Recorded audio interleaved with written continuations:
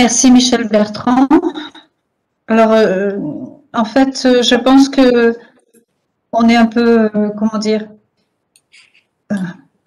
c'est tellement, il y a tellement de choses que on est un peu pris, quoi. Parce que je vois beaucoup de gens qui disent magnifique, magnifique, est-ce qu'on pourra avoir le texte, etc. Donc, bon, oui, oui, on pourra avoir le texte. Bon, mais quand même, il y a une première question qui est la loi serait-elle en fait le rappel d'une promesse? La loi serait-elle en fait le rappel d'une promesse?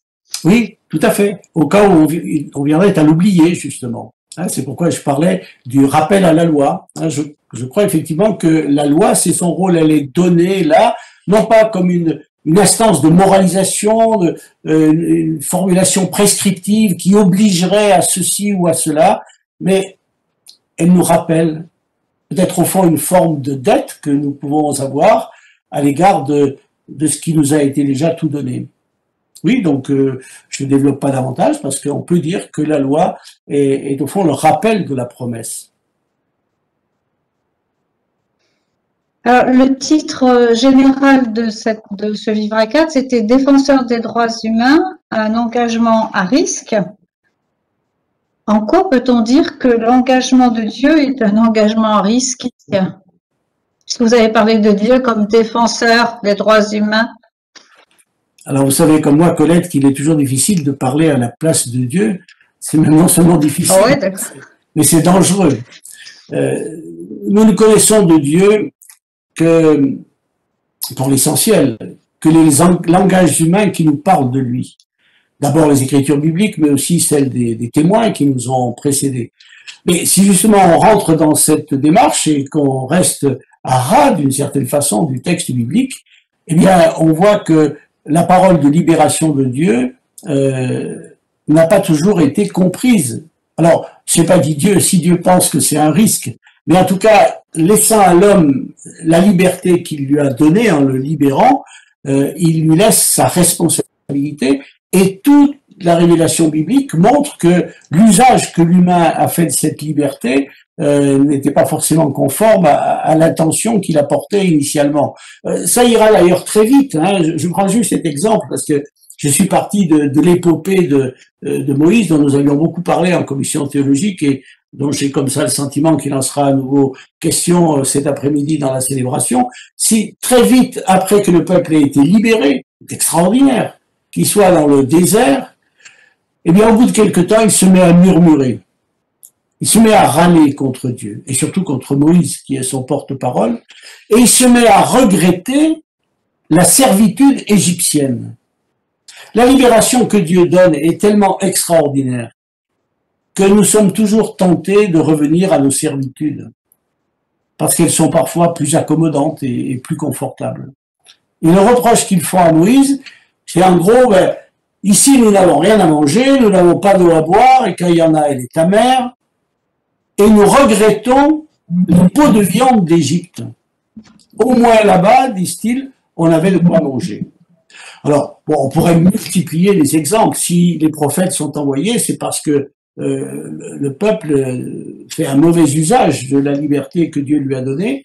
Et si on regarde du côté du Nouveau Testament, eh bien, on voit bien immédiatement l'hostilité que suscite le message de Jésus, mais y compris dans les rangs des disciples, on pourrait donner de nombreuses illustrations de ces incompréhensions des disciples qui ne comprennent pas. Dieu, en venant habiter l'humain, en venant habiter les langages humains, la parole a été faite chair, eh bien, il s'expose à tous les malentendus possibles, à tous les risques d'incompréhension possibles. Le risque ultime étant, mais je l'ai évoqué un peu longuement dans mon propos, c'est bien sûr ce qui va conduire Jésus à la croix. Ce risque ultime, c'est celui du Christ qui meurt crucifié.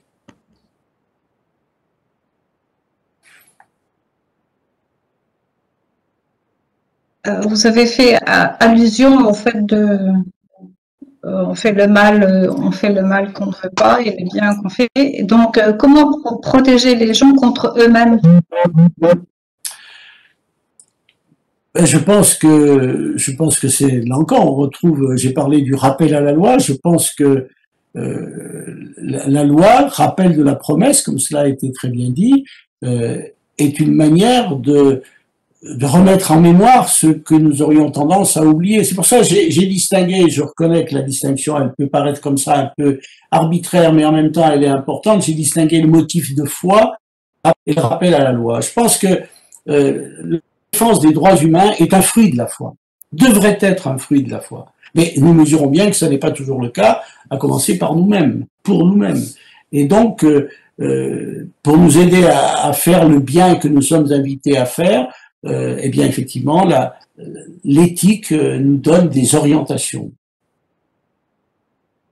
Mais je reviens un instant sur ce que j'ai dit. Il ne s'agit pas non plus d'accabler, de moraliser, d'assommer les gens de prescriptions, de leur donner mauvaise conscience. Il faut leur rendre à chacun et à nous-mêmes un bon usage de notre conscience, mais surtout pas leur donner une mauvaise conscience, parce que ça, on sait bien que c'est tout à fait contre-productif. Donc c'est là que le sens de cette question est tout à fait intéressant, parce que on est là sur un chemin de crête. Hein. C'est pas évident de poser. C'est pour ça que j'aime bien souligner le rôle d'interdit, parce que l'interdit, c'est 1000 libertés possibles, mais il y a certaines limites que l'on ne peut pas franchir. Et donc, du coup, l'interdit, il est là pour baliser notre route. L'expression que vous avez employée, courage transgressif, peut-elle s'appliquer aux militants? Oui, je pense. J'ai dit à un moment que par rapport à la loi, par rapport à ceux qui la représentent, j'ai rappelé le message du Nouveau Testament, et ce qui a été quand même une position plus ou moins bien utilisée des églises. Il faut, à la suite de Paul, respecter les autorités. Mais en même temps, effectivement, il faut parfois les bousculer, les dépasser. J'ai parlé de loyauté critique. Hein, je dis dans ce terme, dans ces deux termes rapprochés, qui est à la fois une loyauté, une reconnaissance du rôle positif du droit, de la loi, etc. Mais en même temps, nous le mesurons tous les jours, il arrive que la loi, par son application rigide, parce qu'elle ne prend pas suffisamment en compte la complexité des problèmes, finalement, vienne à trahir ses propres principes. Et donc, par rapport à ça, oui, il y a une possibilité de transgresser la loi, ou en tout cas de l'interpeller. Après, la transgression, ça peut être déjà l'interpellation. Hein. Michel Forst a évoqué plusieurs de ces situations, notamment en répondant aux questions par rapport à la question des violences policières, etc. Il faut interpeller, et puis il faut s'efforcer de faire changer. Mais cette remarque sur le caractère transgressif que Jésus lui-même a mis en œuvre, ça m'amène à une question que il ne faut jamais oublier. Je pense que nous vivons dans un monde qui est de plus en plus manichéen, de plus en plus binaire, où on est sur des positions, c'est ou comme ça ou comme ça. Et je crois que la tâche des militants de la CAP, c'est un peu la tâche du théologien, c'est d'appeler toujours à problématiser, c'est-à-dire à montrer que les situations auxquelles nous sommes confrontés sont plus complexes que les réflexes avec lesquels nous serions spontanément tentés de répondre. Donc, quand je dis qu'il y a un caractère transgressif, ça ne veut pas dire que ça justifie par là toute transgression de la loi. Entendons-nous bien. Ça nécessite un travail sur la situation, un travail sur nous-mêmes, et pour le dire d'une autre manière, mais de façon simple, il faut s'y reprendre à deux fois avant d'entrer dans une démarche transgressive. Mais elle reste toujours possible. Vous savez, le chrétien vit toujours, on peut garder ces deux paroles en tête, hein, respecter les autorités, comme le dit Paul, et puis en même temps, comme le dit Pierre dans le livre des Actes, il vaut mieux obéir à Dieu plutôt qu'aux hommes. Nous sommes, et alors là on retombe dans tous nos débats actuels autour de la laïcité et de la place que les religions peuvent prendre dans cette société. Comment respecter le vivre ensemble et les règles qui nous permettent, et comment notre fidélité à Dieu peut nous amener à certains moments à discuter, en tout cas à intervenir dans l'espace public, à interpeller, et parfois dans l'action. J'ai vu qu'il y avait beaucoup de questions autour des délits de solidarité. Dans certaines situations, transgresser la loi, parce que c'est l'humain qui est en jeu. Et il y a là aussi une force de la résistance commune autour de ceux qui osent ce geste. Il arrive d'ailleurs parfois que c'est à force de transgresser la loi qu'on la fait changer. La loi, elle est normalement toujours l'expression d'une réalité, voire d'un consensus qui s'est acquis dans la société, et parfois dans l'action, et parfois dans l'action transgressive. Alors, une dernière question, parce que je crois que le temps est limité maintenant. Faut-il, à l'exemple de Jésus, en fait, qui est mort, faut-il conclure que du mal sort le bien? Pardon, faut-il que les défenseurs doivent... à l'image de Jésus, du Christ, dont il est sorti du bien par sa mort, faut-il en conclure que les défenseurs doivent être des martyrs? Non, enfin, certainement pas. Je veux dire, je pense qu'il faut là, quand on est militant des droits de l'homme et qu'on est confronté à des réalités douloureuses et qu'on s'efforce de combattre le mal, ce n'est pas dans l'objectif que le mal qui pourrait nous arriver pourrait apporter un surplus. Enfin, j'espère qu'on a renoncé à jamais à toutes les perspectives doloristes où nous ferions notre salut et celui du monde éventuellement en nous faisant mal. Simplement, ça veut dire, ce n'est pas le cas chez nous. Il faut que nous mesurions bien quand même la réalité des sociétés dans lesquelles nous vivons, dans ce que nous appelons nos démocraties occidentales, qui n'ont pas toutes les qualités, et du moins s'en faut. Mais que l'on pense ce que ça signifie pour nous de pouvoir dire cela, quand même d'une manière libre, comme nous le faisons encore ce matin. Mais que par contre, dans certains pays, ceux qui osent cela prennent des risques pour leur vie et pour celle de leurs proches. Mais quand ils prennent ces risques, c'est pour s'efforcer de rendre la vie à d'autres humains. C'est pas pour construire leur propre mort, qui reste une expression du scandale du mal. Voilà, je tiens à remercier en votre nom Michel Bertrand. Et donc, nous trouverons un moyen que tout le monde ait accès au texte, à la conférence que nous avons eue maintenant. Et je donne la parole à Christian Nouvion pour la synthèse de ce premier temps du Vivre à 4. Oui, bonjour à tous et à toutes et merci Colette de me donner la parole. Je voudrais peut-être commencer d'une façon un peu légère, si je peux me permettre mon intervention, parce que cette matinée a été riche et très sérieuse. Alors, tout d'abord, je suis très content de la réponse que Michel Bertrand vient de donner à la question de Gilles Forand. Ouf, les défenseurs n'ont pas besoin d'être des martyrs. Je suis soulagé et d'une certaine façon, le fait que je ne sois pas obligé moi aussi d'être un martyr, ça va vous obliger à écouter mes propos pendant quelques minutes.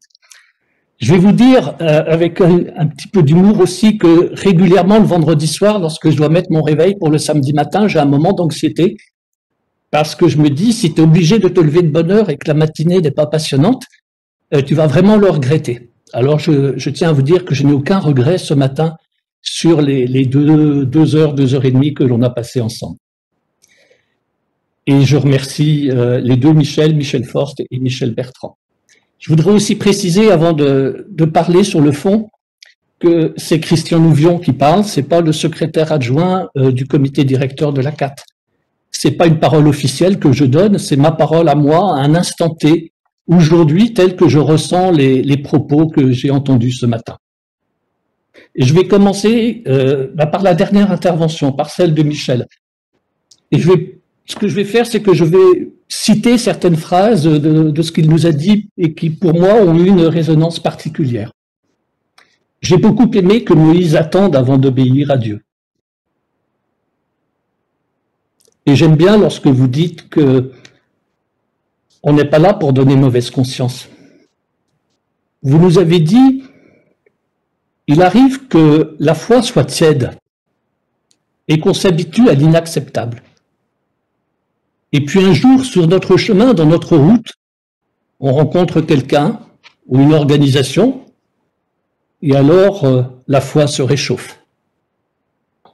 J'ai un vieil ami qui dit « un chrétien isolé est un chrétien en danger ». Et c'est là que c'est important qu'il y ait des mouvements comme la CAT qui portent un témoignage et qui permettent à des individus, à des personnes de se convertir.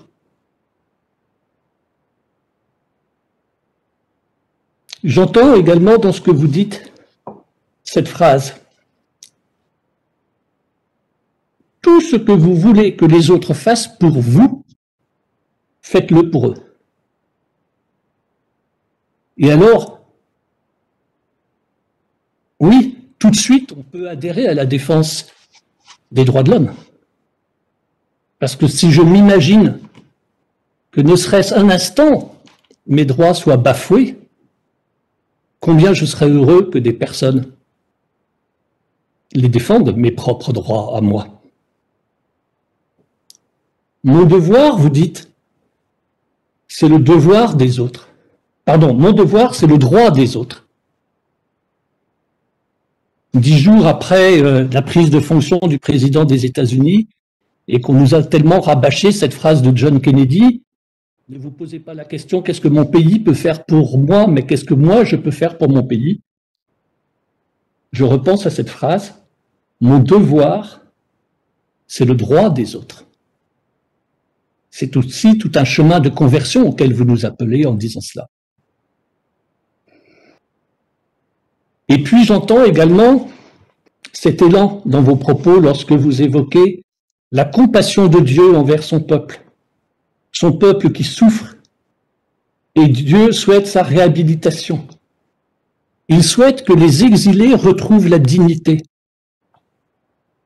Alors, je ne suis pas théologien, loin de là, et je vous pose un peu la question, Michel. Lorsque vous dites que les exilés retrouvent leur dignité, n'est-ce pas quelque part une forme de résurrection pour eux? Et ce matin, au début de matinée, Michel Forst nous a repeint la situation actuelle des défenseurs des droits de l'homme. Et il l'a fait avec un réalisme qui nous rappelle, s'il en était besoin, combien la vie est cruelle pour eux. Alors je ferai juste un petit aparté personnel parce que j'ai été très très sensible à tout ce que vous avez dit sur la Colombie, un pays que j'ai découvert en 1987 en allant chercher mon fils qui n'avait que quelques jours dans une œuvre qui recueille les enfants abandonnés. Et un pays dont le hasard a fait qu'en 2001, eh bien, mon gendre a quitté ce pays pour des questions de sécurité personnelle, puisque lui il est né en Colombie, il a vécu tout le temps dans sa famille de parents colombiens. Donc une histoire différente vécue par mon fils et mon gendre dans ce pays, mais des points de rencontre. Mais en même temps, Michel, en même temps que vous nous avez fait ce portrait de la situation des défenseurs des droits humains, on sent dans vos propos des lueurs d'espoir. Et c'est à cela que je veux m'attacher. Des lueurs d'espoir, car eux-mêmes, ces défenseurs, à l'image des 42 femmes du Mexique, ils vous ont expliqué comment ils gardent l'espoir dans la vie. Ces témoignages nous obligent. Comme ancien contrôleur au don en confiance, je pense souvent à ceux qui sont appelés les petits donateurs, mais que moi j'appelle les grands donateurs, car leur don au regard de leurs revenus est loin d'être modeste. Eh bien, je pense que ces grands donateurs, comme ces mères mexicaines, comme ces paysans dont les troupeaux sont décimés à cause de politiques extractives et industrielles, comme ces 304 assassinés en 2019 pour avoir voulu défendre les droits humains, nous obligent, nous, militants, responsables élus, et si je puis me permettre aussi salariés du secrétariat national, dans le sérieux de notre engagement associatif ou professionnel. Mais dans les propos de Michel, on sent toutes ces lueurs d'espoir. Avec ces créations, par exemple, de réseaux de défenseurs, et je mets bien un E à défenseurs. Et peut-être aussi, Michel, dans votre prochain combat, tel que je l'ai ressenti, avec les villes refuges. Comme vous le dites, Michel, en citant Einstein ou Lénine, je ne sais pas trop, là où il y a une volonté, il y a un chemin. Ce chemin, il est emprunté par les 5600 cotisants à la CAT. Et c'est un chemin où nous contribuons, à notre façon, à construire un monde où l'horizon n'est pas noir. Un monde où l'amour de l'autre, de celui que l'on nomme notre prochain, s'exprime dans le respect de ses opinions, de sa croyance, de son mode de vie. Car tout homme, nous le savons, a été créé par Dieu, à son image.